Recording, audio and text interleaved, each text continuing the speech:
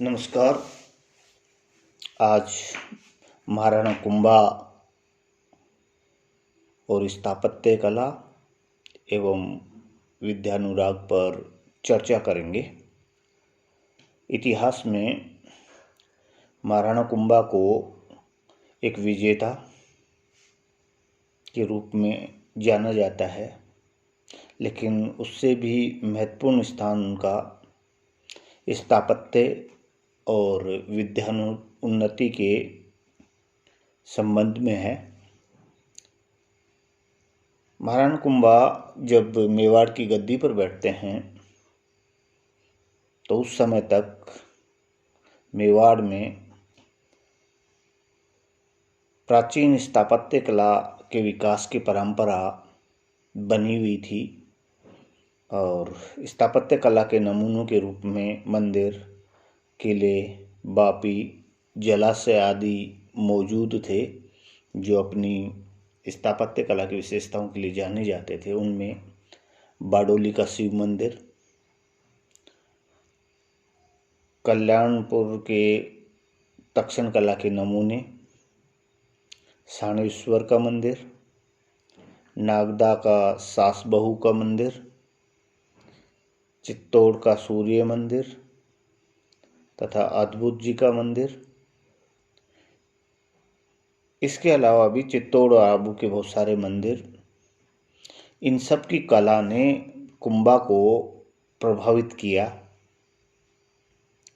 और उसके परिणाम स्वरूप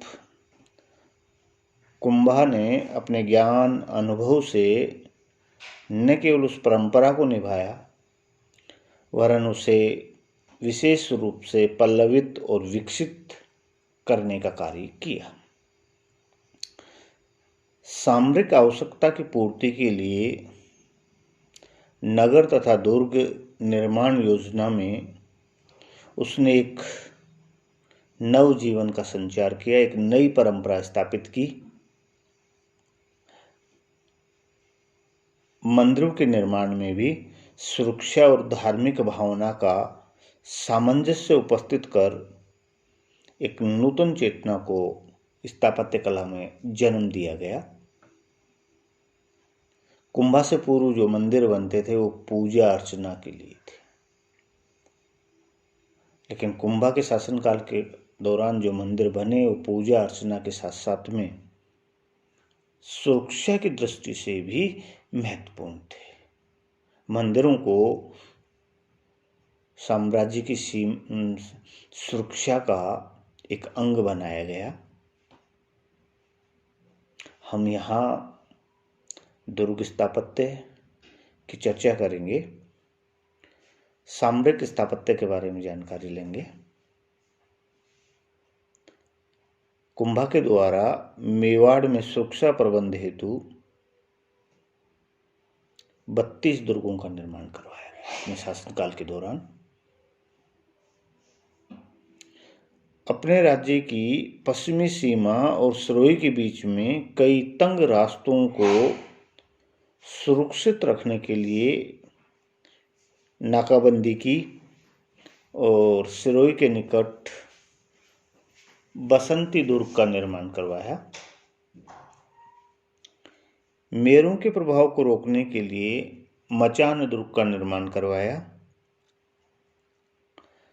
कोल्लण और बदनौर के निकट बैराट का दुर्ग निर्मित करवाया गया।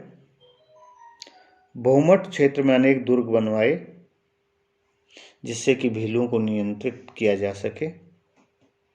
ये सभी दुर्ग निर्माण व्यवस्था राज्य की पश्चिमी, उत्तरी और दक्षिणी सीमा की सुरक्षा के संबंध में थे। केंद्रीय शक्ति को पश्चिमी क्षेत्र में अधिक सशक्त बनाए रखने के लिए और सीमांत भाग को सैनिक सहायता पहुंचाने के लिए आबू में विक्रम संवत 1509 में अचलगढ़ दुर्ग का निर्माण करवाया गया। ये दुर्ग परमारों के प्राचीन दुर्ग के अवशेषों पर इस तरह से पुनर्निर्मित किया गया कि उस समय सामरिक व्यवस्था के लिए उपयोगी प्रमाणित हो सके, इस दुर्ग में महाराणा ने स्वयं अपने निवास के लिए तथा सेना के रहने के लिए निवास स्थान बनवाए और सैनिक आवश्यकता की पूर्ति के लिए गोदाम और कृत्रिम पानी की टंकियां बनवाई। बुर्जों और द्वारों के निर्माण द्वारा उसे इस प्रकार सुरक्षित किया गया कि सीधी चढ़ाई में शत्रु उस पर सहसा आक्रमण न कर सके। यहाँ के ओखा मंडल, श्रावण भादो, हनुमान पोल, चंपा पोल आदि स्थान स्थापत्य के प्रतीक आज भी उस वीर योद्धा की दुहाई दे रहे हैं जिसने दुर्ग निर्माण में सामरिक और राजकीय आवश्यकता को प्रधानता दी थी। मेवाड़ की पश्चिमी शाखा के छोर में कुंभलगढ़ का दुर्ग बनवाया गया। ये केलवाड़ा के निकट है और सामरिक योग्यता का ज्वलंत उदाहरण अपने आप में। इसका निर्माण विक्रम संवत 1443 में प्रारंभ होकर 1459 विक्रम संवत में पूर्ण हुआ। ये निर्माण कार्य हुआ। इस दुर्ग का मुख्य शिल्पी मंडन था। किले को कई पहाड़ियों और घाटियों को मिलाकर बनाया गया जिससे कि इसकी सुरक्षा स्वाभाविक रूप से हो जाती थी।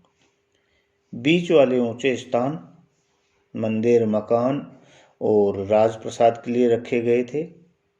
समतल भूमि खेतों के लिए और ढलान वाले भागों को जलाशयों के लिए निर्धारित किया गया। कोमलगढ़ का दुर्ग 36 किलोमीटर की घेराबंदी में है। किले का सबसे ऊंचा भाग कटारगढ़ कहलाता है। यह अंतर्स्थित दुर्ग था। सुदृढ़ दीवारों से चारों तरफ से घेरा गया। दुर्ग में प्रवेश आसान नहीं था। लंबा घेरा चलने पर भी रसद और पानी की आपूर्ति आंतरिक भूभाग से होती रहे, इस प्रकार की व्यवस्था की गई थी। इस दृष्टि से कुंभलगढ़ का दुर्ग स्वावलंबी था। किले की प्राचीरें ढलान युक्त थी जिस पर सीढ़ी से चढ़ना भी कठिन था। ये दीवारें भीतर से चौड़ी और एक साथ कई घोड़े चल सकते थे, इस प्रकार से बनाई गई थी। और इन दीवारों के बीच बीच में बुर्जें बनी हुई हैं जो सैनिक अड्डों के उपयोग के लिए थी। इसमें बनाए गए अनेक मंदिर शांति और युद्ध की स्थिति में धार्मिक प्रेरणा द्वारा बल बढ़ाने में सहयोगी रहे। मुख्य महल जो है उसको कटारगढ़ के नाम से जाना जाता है। कुंभा के महल उसकी सादगी के जीवन के अच्छे नमूने हैं। उसने देश सुरक्षा के लिए सुदृढ़ दुर्ग को बनाने में अतुल्य धनराशि को लगाया, परंतु अपने निवास स्थान को साधारण ढंग से ही बनवाया। इस भाग में भी पानी और अन्न इकट्ठा करने के कृत्रिम साधनों को काम में लाया गया। गढ़ के ढलानों में बांधों को बनाकर जलाशय बनाए गए। इन जलाशयों का संबंध नालियों से जोड़ा गया और नालियों को खेतों से जोड़ा गया। खेती करने के लिए गढ़ में मामदेव का मंदिर और पृथ्वीराज का स्मारक अपने ढंग के ऐतिहासिक नमूने हैं।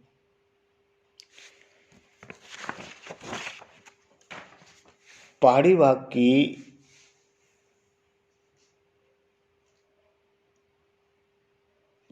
पृष्ठभूमि का ये दुर्ग शैव और जैन मंदिरों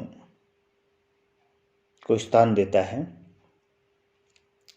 इस दुर्ग में प्रवेश करने के लिए केलवाड़ा के पश्चिम में पहला दरवाजा आता है आरेट पोल।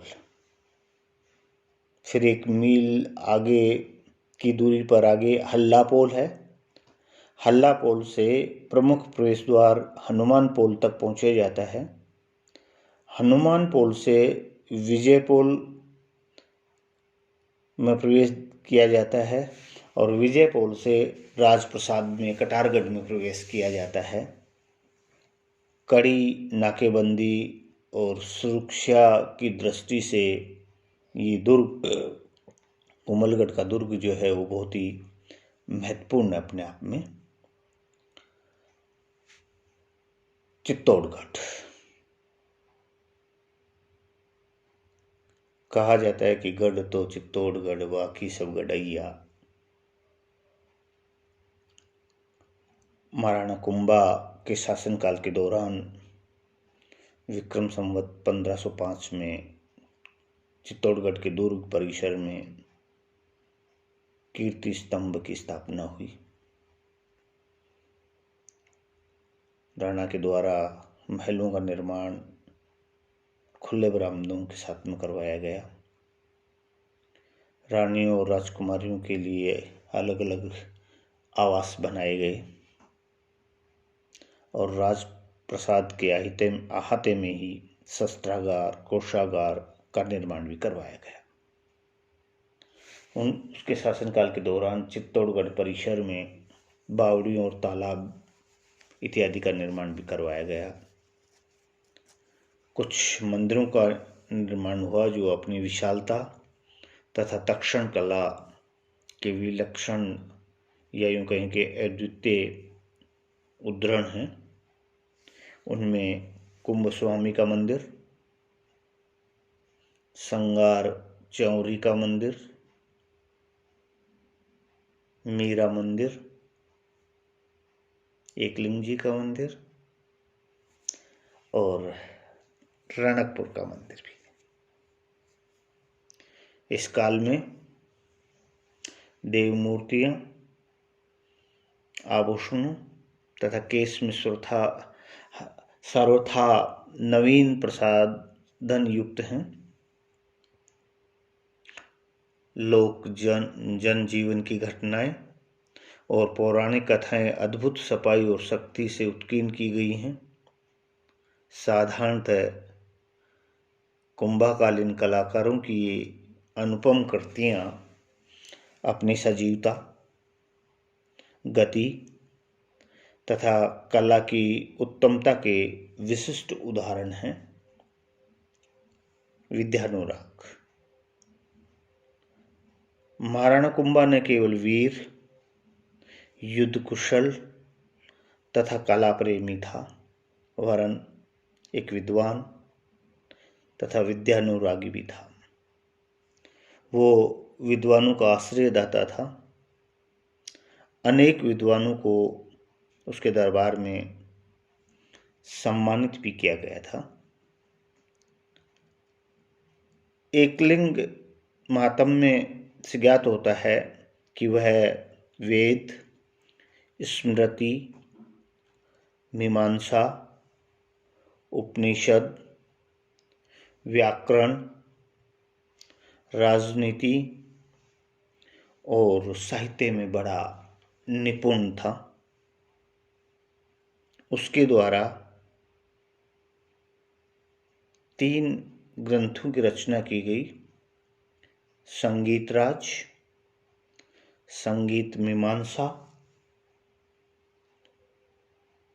और सूत्र प्रबंध, ये 3 ग्रंथ रचे गए। कुछ ऐसी भी मान्यता है कि महाराणा सांगा के द्वारा चंडी शतक की व्याख्या, गीत गोविंद की रसिक प्रिया टीका और संगीत रत्नाकर की टीका भी लिखी गई।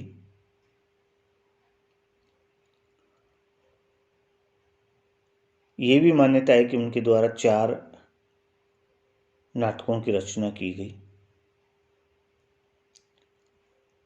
महाराणा कुंभा विद्वानों का आश्रयदाता था। उसके दरबार में प्रसिद्ध शिल्पी मंडन शोभा बढ़ाते थे। मंडन के द्वारा देव मूर्ति प्रकरण, प्रसाद मंडन, राजवल्लभ, रूप मंडन, वास्तु मंडन और वास्तुशास्त्र आदि पुस्तकें लिखी गई।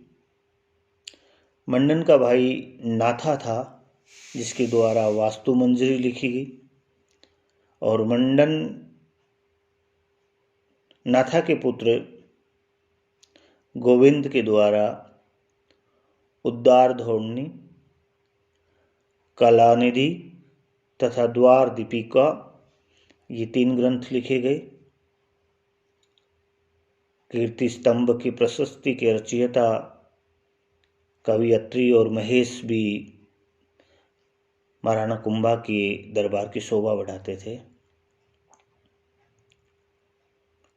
कन्हैया व्यास ने एकलिंग महात्म्य की रचना की, तो उसके साथ में ही जैन साहित्य का भी खूब विकास हुआ। महाराणा कुंभा के समय सोम सुंदर, मुनि सुंदर, जयचंद्र सूरी, सोमदेव, भुवन सुंदर सूरी, सुंदर सूरी, माणक्य, सुंदरगणी आदि जैन विद्वानों ने, ऋषियों ने जैन शिक्षा को बढ़ावा देने का कार्य किया। कुंभाकालीन सांस्कृतिक विकास के अध्ययन से सहज में ये प्रश्न उठता है कि नितांत इसी काल में इस प्रकार की प्रगति कैसे संभव हो सकी। संभवतः बौद्धिक और कलात्मक अभिसृष्टि के प्रमुख कारणों में मेवाड़ की प्राचीन परंपराओं का गुजरात, मालवा और महाराष्ट्र की सभ्यताओं से संपर्क होना हो सकता है, या उस समय अनेक विद्वान महाराष्ट्र, गुजरात और मालवा से यहाँ आते रहे और यहाँ के विद्वान उन भागों में जाते रहे जिनमें मंडन, जैनाचार्य और सोमपुरे शिल्पी उल्लेखनीय हैं। इसके अतिरिक्त मेवाड़ सीमा के गुजरात तथा मालवा तक पहुँचने से मेवाड़ का पश्चिमी तथा दक्षिणी प्रांतों के साथ व्यापार तथा आदान प्रदान प्रभुत्व मात्रा में बढ़ा, जिससे एक दूसरे के विचार, मेधा तथा समृद्धि पर स्वस्थ प्रतिक्रिया होती रही। चौथा, साथ ही सर्वतोन्मुखी उन्नति के लिए कुंभा की उदार सांस्कृतिक रुचि, कला, संरक्षा की भावना तथा विद्यानुराग बहुत बड़े कारण थे, जिनके फलस्वरूप सांस्कृतिक परिणाम संभव हो सके।